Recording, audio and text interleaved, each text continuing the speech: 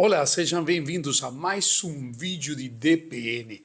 Hoje vamos falar dos 5 testes conclusivos que devem ser realizados em uma bomba elétrica de combustível. Você gosta de tecnologia automotiva? Então está no canal certo. DPN, dá paixão ao negócio.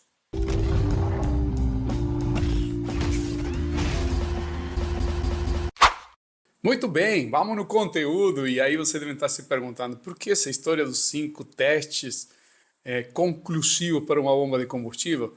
Bom, porque já tenho ouvido falar muito situações, tanto de oficina, de técnicos automotivos, como de proprietários de veículos, que comentam assim: poxa, fizemos uma manutenção faz pouco tempo, foi trocado tudo, mas rodamos, fomos fazer uma viagem, a bomba de combustível deu problema, o carro parou.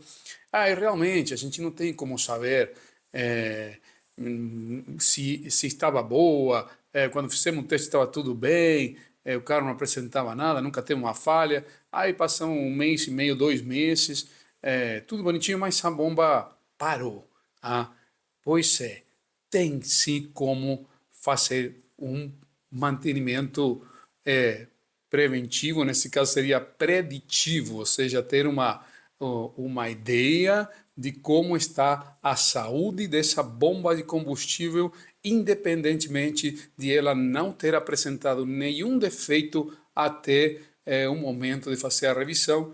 Então, simplesmente foram trocados filtros e todos os demais componentes, vela, o que for, até no diesel, tá? Isso também vamos ver agora aqui no veículo diesel, também equipa com bombas elétricas que trabalham no circuito de baixa pressão, ok? Importante, vamos falar das bombas elétricas, do que nós chamamos as convencionais, porque nós já temos outro vídeo no canal que está falando das bombas inteligentes, as bombas de combustível que atuam também com o princípio de gestão de energia, então pode buscar aí também no canal esse vídeo. Mas vamos lá, estou compartilhando aqui com vocês uma tela, porque já que vamos falar de bomba de combustível elétrico, vamos dar uma repassada em que é uma bomba, especificamente a parte elétrica dela, como estão, quais são os componentes, e já aí dá para ver alguns detalhes. Vejam aí, olha, aqui nós temos essa bomba em corte e dá para ver os principais componentes. Vamos começar por ordem numérico. Número 1 aqui está mostrando essa turbina de impulso. Olha, isso aqui é uma turbina plástica, né, à base de polímeros, que é justamente o que vai tomar o movimento elétrico de todo esse motor elétrico aqui e vai gerar tanto a vazão quanto a pressão de combustível. Um conceito muito importante.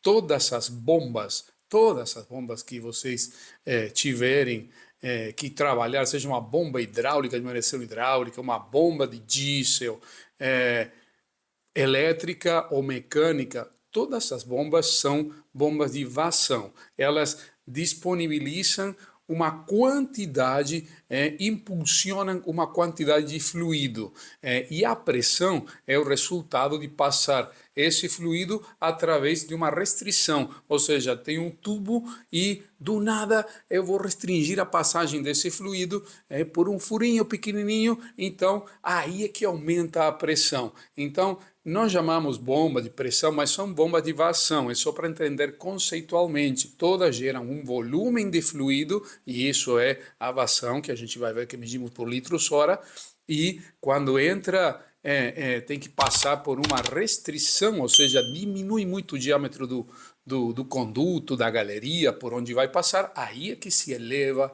a pressão. Tá? Então esse é um conceito para a gente guardar na mente para qualquer tipo de bomba hidráulica, ok? Bom, então essa turbina aqui, ela vai estar girando, e como uma espécie de pá, que estão vendo aí que tem, ela vai puxando o combustível para as galerias que tem aí dentro, aí sim vai gerar tanto a pressão quanto a vazão de combustível. Com o número 2 temos um ímã permanente, porque isso aqui é um motor elétrico, então o motor elétrico tem esse ímã permanente, um ímã natural. Os contatos elétricos que estão aqui, que são escovas que vão ter contato com o coletor do induzido aí, né? Então esse é um contato mecânico, sempre existem pequenas faíscas, se desgaste, e esse é um dos pontos onde a bomba de combustível apresenta desgaste e incremento da sua resistência elétrica, e isso nós podemos ver depois, onde aparece nas nossas medições, ok? A conexão elétrica aqui que vai receber diretamente alimentação para funcionamento desse motor elétrico. Então, aqui geralmente é apenas 2 fios, positivo e negativo, para o funcionamento da bomba elétrica. Válvula de estanqueidade, está aqui com o número 5. Esse aqui é o tubo de saída de combustível, mas dentro tem uma válvula de estanqueidade, ou seja, para sair o combustível aqui a pressão, vence a válvula e sai na direção do motor, passa pelo filtro, pelo seu circuito de combustível. Só que quando desliga a bomba, essa válvula fecha e o objetivo é manter todo o circuito alimentado, preencher toda a tuberia, a tubulação com combustível e deixar também uma pressão residual para facilitar a partida a frio. Não descarregar tudo. Se tem que descarregar tudo, aquele já é um defeito conhecido. No outro dia, parou 1 hora, 2 horas, e toda vez que vai partida, demora, até que liga o motor, é porque o circuito esvaziou. Essa válvula pode ser uma das causas para esse defeito. Ok? O que mais temos aí? O induzido, né? O induzido, como faz parte em qualquer motor elétrico, e a própria carcaça. Só que essa carcaça que está mostrando aqui com o número 7, ela faz de tampa de pressão. Existe uma distância extremamente pequena entre essa tampa e a turbina, que aí é onde se gera, não tem contato mecânico, fricção aí. Não pode ter, mas a folga que existe entre a turbina e a tampa é pequena para poder gerar essa vazão para depois ser uma pressão. Então aqui também um tema muito importante: qualquer resíduo, qualquer particulado, e se for meio que abrasivo, uma areia, uma coisa assim, isso desgasta prematuramente a bomba de combustível. Por isso sempre se fala, não roda com um tanque com pouco combustível, porque quando uma partícula de resíduo, ela é mais pesada que o combustível, então ela se acumula no fundo, tenho pouco combustível, a tendência de estar sugando aí mais sujeira abrasiva é maior. É claro que a bomba tem um pré-filtro, um filtro que vai submerso junto com a bomba dentro do tanque, mas ele também satura, ele também pode começar a deteriorar, e também, às vezes, dependendo do tamanho da partícula, pode ser até que passe e acaba dando um desgaste, porque às vezes não importa tanto o tamanho da partícula, importa a dureza e se ela é abrasiva, e aí vai desgastando essa parte hidráulica da bomba, ok? Falando de testes que nós vamos ver em uma bomba, eu já falei alguma coisa elétrica e alguma coisa hidráulica. Falamos que são 5 testes, né? 5 testes para que a gente possa ter um diagnóstico conclusivo. Não, essa bomba está ok, pode continuar utilizando, não há nenhum indício de que ela vai parar, né? Ou que vai dar problema em curto prazo. Então, desses testes, nós temos que separar testes hidráulicos e testes elétricos. Então, vamos começar com os testes elétricos, que são principalmente 2 os que utilizamos, ok? Beleza, vejam, para isso estou compartilhando aqui outra tela com um circuito de alimentação típico de uma bomba de combustível, onde vamos ter também os componentes. Eu já passo a detalhar, vamos seguir também a nossa ordem numérica. Número 1, temos a própria bomba elétrica de combustível. Depois, com o número 2, nós temos um relé, que é conhecido como relé principal. Muitos dos veículos a injeção utilizam esse relé principal para alimentar muitos dos atuadores que trabalham com 12 volts, que é o caso da bomba. Então, às vezes, esse mesmo relé, quando liga a ignição, está não só acionando a bomba de combustível, sino alimentando também bobina de ignição, alguns atuadores, os próprios injetores, válvula do canister e alguns outros atuadores que trabalham com 12 volts a partir desse relé. Perfeito? Vamos seguir depois um pouco o esquema elétrico aqui simplificado para entender. Número 3, nós temos a bateria do veículo, vamos supor que o nosso carro 12 volts, aí está a nossa bateria de 12 volts. Número 4, alimentação da chave de ignição, nós conhecemos esse borne 15, como mais 15, tudo aquilo que, porque nós temos o borne 30, alimentação direta, sempre tem 12 volts. O borne 15, somente quando a gente vira a chave, eu sou mais antigo, né? Vira a chave hoje é assim, né? Aperta o start e stop aí, vira a chave ou aperta o botão, liga a ignição, acende a luz de ignição do painel, aí é que recebe os 12 volts. Então esse conceito é importante. 30 é alimentação direta constante, não precisa da chave do veículo, não precisa de ignição, e 15 só a partir da ignição que recebe essa alimentação elétrica, ok? E com o número 5 nós temos a unidade de controle de motor, a ECU, como nós conhecemos, que ela vai ter uma intervenção aqui nesse relé, como vocês estão vendo, e com o número 6, só para vocês lembrarem que todo esse conjunto também tem um sensor de nível, então uma bomba de combustível tem mais quando chega no conjunto, bomba, sensor de nível, chega mais do que 2 fios. Geralmente chegam 4 fios, porque tem também os fios do indicador de combustível, tá? Um medidor, sensor de nível de combustível. Beleza, então mas vamos ver como funciona isso aqui. Por um lado eu falei que nós tínhamos aqui bateria, tá vendo? Tudo protegido com fusíveis. Esse fusível que mostra aqui nesse exemplo de 15 amperes é para proteger a bomba de combustível e está trabalhando na parte, vamos dizer, secundária desse relé. Mas para que esse relé funcione, tem que acontecer o seguinte: primeiro que nada, o veículo tem que estar em ignição, mais 15. Então, dou ignição aqui e veja só, o positivo, beleza, mas quem é que dá negativo a esse circuito 85-86 que estamos vendo aqui? A ECU, a unidade de controle motor, que dá negativo, e evidentemente é ela que manda indiretamente ligar a bomba, porque está trabalhando em um segmento desse relé. Beleza, vamos supor que deu negativo, fechou aqui o relé, então agora sim eu tenho o circuito 30 e 87 funcionando, o meu negativo da bomba tem que estar conectado, obviamente, mas tenho o meu circuito 3087 funcionando a partir do chaveamento da ECU, ok? Então, assim é que funciona o que recebe alimentação elétrica a bomba de combustível. É a ECU que vai determinar, olha, ligou a ignição, liga. E tantas vezes nós ouvimos, ligou uns 10 segundos, desligou. Sim, se não ligou o motor, porque vai deixar a bomba ligada?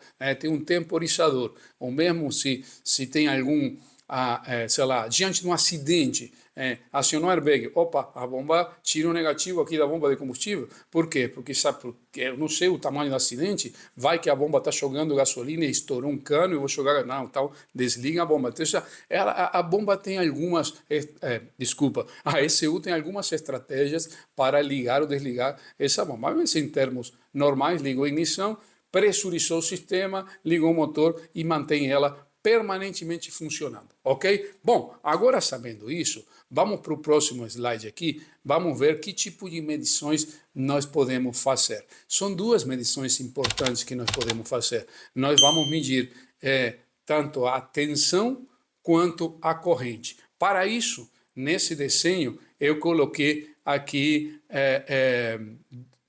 o mesmo multímetro seria, mas já aqui na imagem conectado em duas posições diferentes. Por quê? A primeira medição elétrica que vamos ver é a medição de tensão. Tensão é diferença de potencial, nós medimos isso em volts.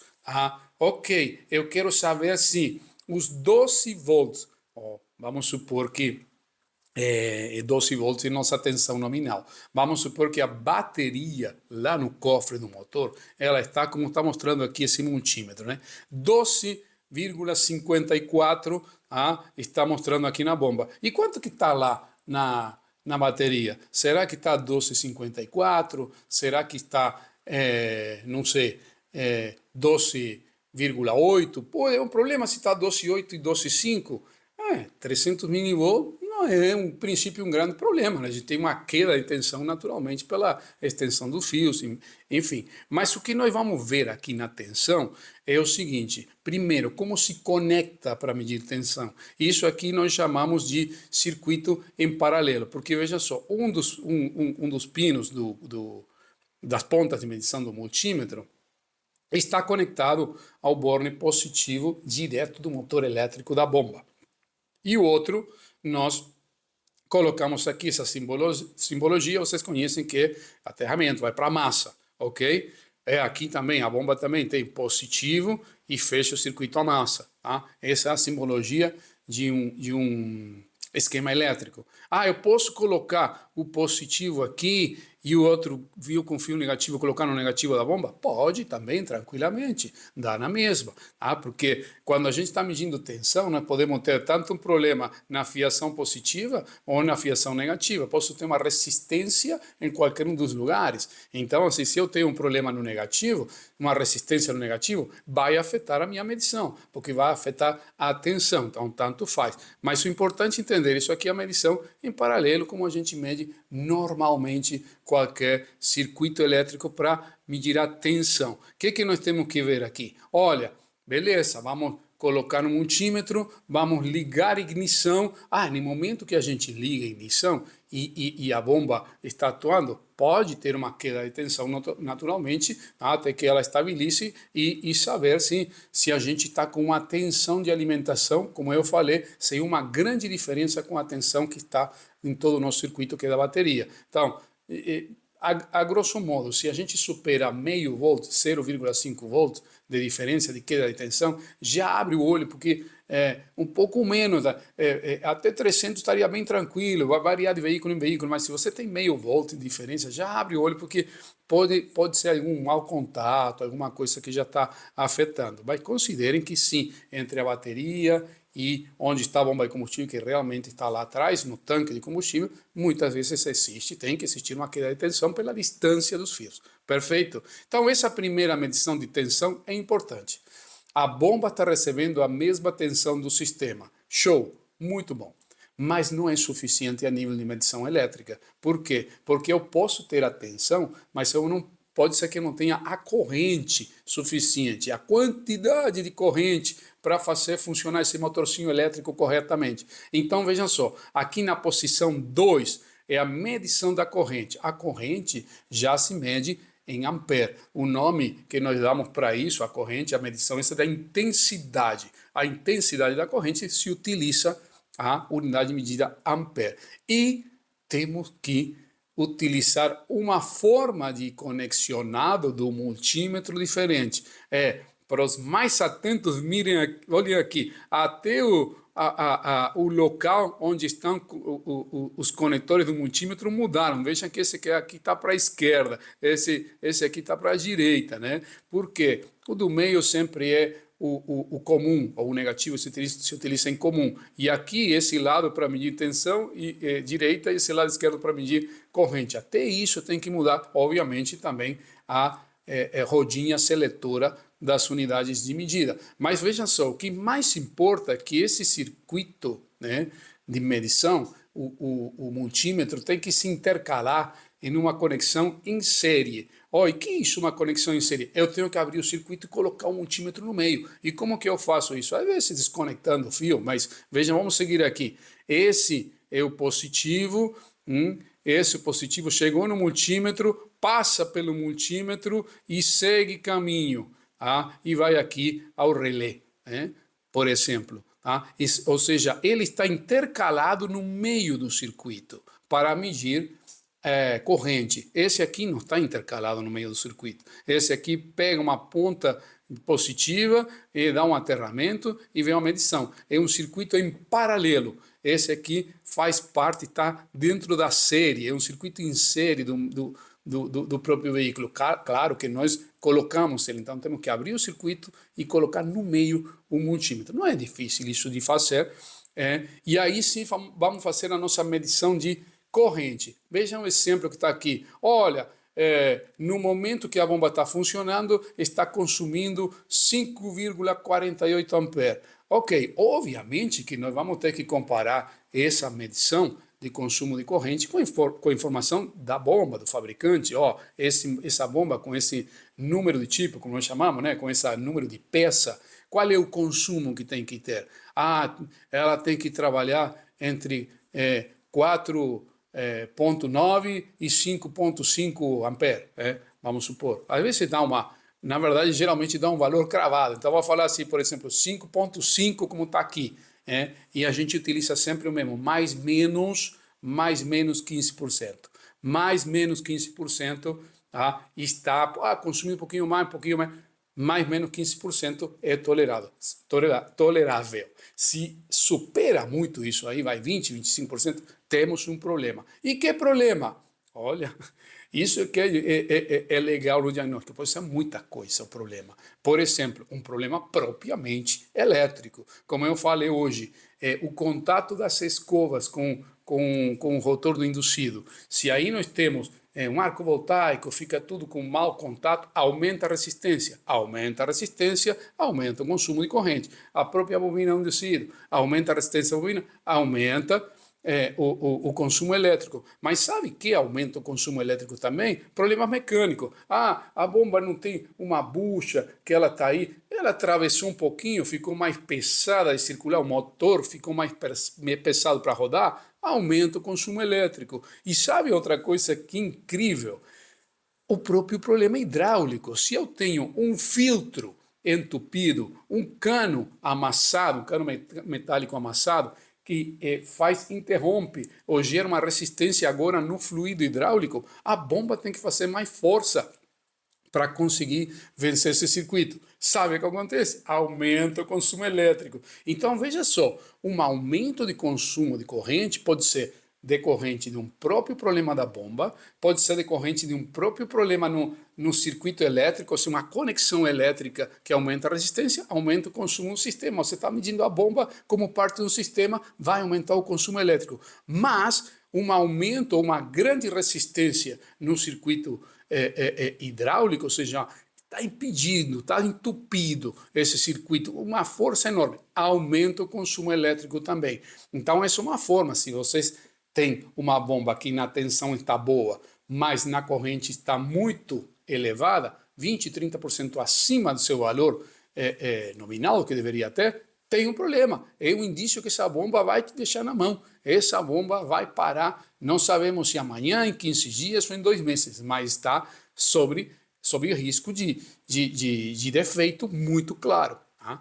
Isso é importante. Agora, para medir, sempre eu tenho que abrir, ir lá na bomba, ou não, vejam aqui, o exemplo que estou colocando aqui do lado esquerdo da tela, é possível fazer essa medição de corrente e de tensão também, localizando qual é o fusível da bomba de combustível, aquele fusível que nós vimos no slide anterior, geralmente está de fácil acesso. Pega, não precisa às vezes nem um manual, acha a caixa de fusível principal do veículo, vira a tampinha, ele está dizendo aí bomba de combustível, fuel pump, dependendo do veículo, a marca, e aí você pode intercalar, olha que legal, porque se você tira o fusível, tem os dois contatos, aí você coloca um multímetro e o multímetro passou a ser agora quem fez esse circuito e fica conectado em série. E aí você consegue fazer uma medição de consumo de corrente muito fácil. Nem falar para quem tem uma pinça amperimétrica que conecta no multímetro. Aí é fácil, porque aí é só abraçar o fio com a pinça amperimétrica e aí você vai ter o consumo aqui, ó, também 5,48 no mesmo veículo. Tá? E essas são as duas medições que a gente pode fazer na bomba de combustível do ponto de vista elétrico. Aí você pode falar, Diego, mas não dá para medir a resistência da bobina?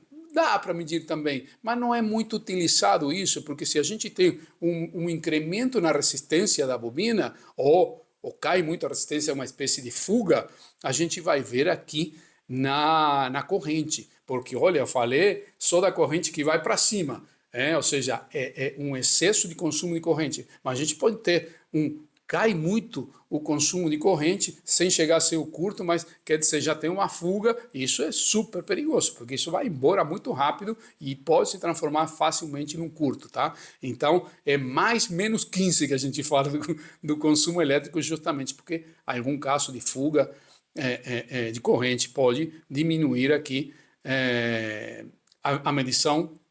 É muito raro isso, mas ok. Perfeito. Vamos então ver agora quais são as medições hidráulicas, tá? Porque falamos agora em uma bomba elétrica, que é um motor elétrico que puxa todo um conjunto hidráulico, e o hidráulico também pode dar problema, né? Pode estar impecável toda a parte elétrica e a bomba não puxa o suficiente, não gera pressão ou não gera vazão. E justamente aí são duas das medições que nós temos que fazer. Na verdade, no hidráulico são 3 medições, e aí se junta as 5 que eu falava no início. Vejam aqui nessa tela, aqui nós temos desenhado um circuito super comum, um veículo até antigo esse veículo. Olha aqui, tem um sensor fluxo de ar bem antigo, mas é igualzinho que nós temos hoje no veículo de injeção indireta, tá? Que é aí onde mais utilizamos esse tipo de bomba, ok? Beleza, a nossa bomba elétrica, depois de passar pelo filtro, tudo que está aqui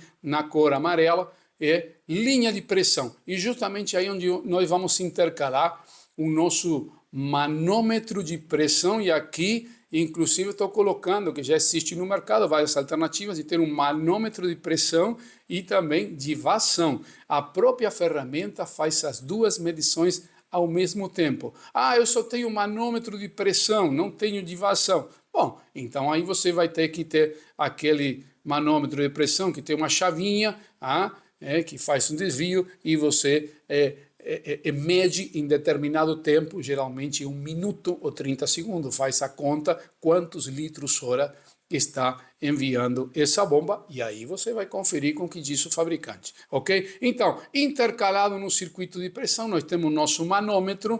A maioria dos veículos de injeção indireta trabalham com 3 bar e meio, 4 bar. Temos que levar em consideração um ponto importante. Aqui estamos mostrando uma geração mais antiga que tem um regulador de pressão que faz uma pequena correção aqui, coletado no múltiple, no coletor de admissão, uma pequena correção, geralmente de meio bar, mas, ok, hoje a grande maioria dos veículos já trabalham com uma pressão estável entre 3,5 e 4 bar. Vejam aí a informação do fabricante, sempre falando em injeção indireta, ok? E aí vocês vão, legal, ligamos a bomba, deixamos o carro primeiro ignição, subiu 3,5, 4 bar, que diz o fabricante, beleza, liga o motor, está em 3,5, 4 bar, acelera, não oscila, opa, a pressão está constante e ela se mantém. Então, pronto, não preciso mais nada. Não, peraí, faltam 2 medições ainda.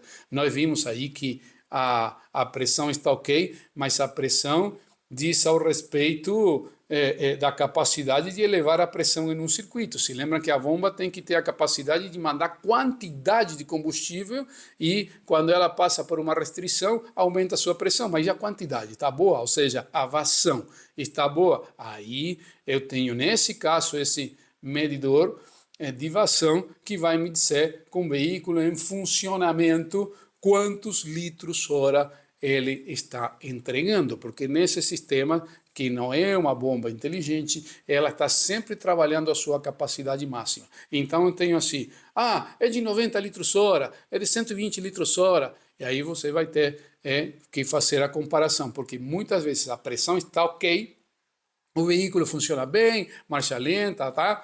Mas ela apresenta falha em alta carga, porque a pressão mantém, mas quando precisa mais combustível, todos os injetores, e aumenta o tempo de injeção, aí talvez ela não dá conta. Isso acontece bastante, sabe onde? No veículo diesel. Um veículo diesel que tem uma bomba igualzinha a essa aqui, anda tudo bem, circuito de baixa pressão, e aí quando dá pisa, por algum motivo, eu não tenho vazão de combustível. Mas aí, se é muito grande, eu vou ver a pressão também caindo. Pode ser o quê? Um filtro entupido, pode ser o filtro saturado, o filtro de linha, o filtro que está dentro do tanque, o pré-filtro, que esse poucas vezes revisamos para ver como que está, porque está lá no tanque, né? Mas está sujeito também a entupir, e aí, obviamente, a vazão de combustível cai drasticamente e o veículo vai apresentar falha de funcionamento, ok? Pode ser a própria bomba, como falamos, está com desgaste interno e já não consegue gerar tanto volume de combustível. E qual é a terceira medição? Olha, a terceira medição é da estanqueidade. Nós vamos deixar esse veículo funcionando na marcha lenta, aos 3 bar e meio, 4 bar, a gente desliga o motor e relógio. Quanto que demora em cair essa pressão? Aí tem carro que você desliga e o manômetro derruba automaticamente. Quer dizer, opa, está vazando. Por onde está indo? Vazamento interno. Aquela valvulinha que nós vimos lá na bomba de estanqueidade, que evita o retorno de combustível, pode ser um dos princípios desse vazamento. Pode ser até um regulador de pressão que está com vazamento, pode ser até um injetor que fica perdendo, a partir dele não está estanco e vai perdendo a sua pressão. Por quê? Porque quando a gente desliga e esvazia todo o sistema, para dar partida de novo ele vai demorar muito. E isso não é desejável por ninguém. Vou gastar motor de partida, bateria e tudo, e o desconforto do motorista. O motor tem que ligar em seguida, esteja frio, quente, como for. E para isso, o circuito tem que estar pressurizado, tem que se manter sempre com combustível. É claro que ele não vai ficar com os 4 bar o tempo todo, mas ele pode ir caindo, cada fabricante determina que percentual vai caindo em determinado tempo, e às vezes pode ser que fique até quase zero, com meio bar, não importa, o que importa é que esteja cheio todo o circuito, porque não dá, não vai ficar uma semana com 4 bar, não tem como. Mas sim com todo o circuito cheio de combustível para a próxima partida, já quando dá ignição, aí já pressurizou o sistema e parte perfeitamente. Muito bem, isso aqui eram os 5 testes conclusivos que devemos fazer em uma bomba de combustível para saber como está funcionando hoje e se ela já está dando algum indício que a sua vida útil já está acabando e é o momento de fazer uma manutenção preditiva nela. Aguardo vocês no próximo vídeo.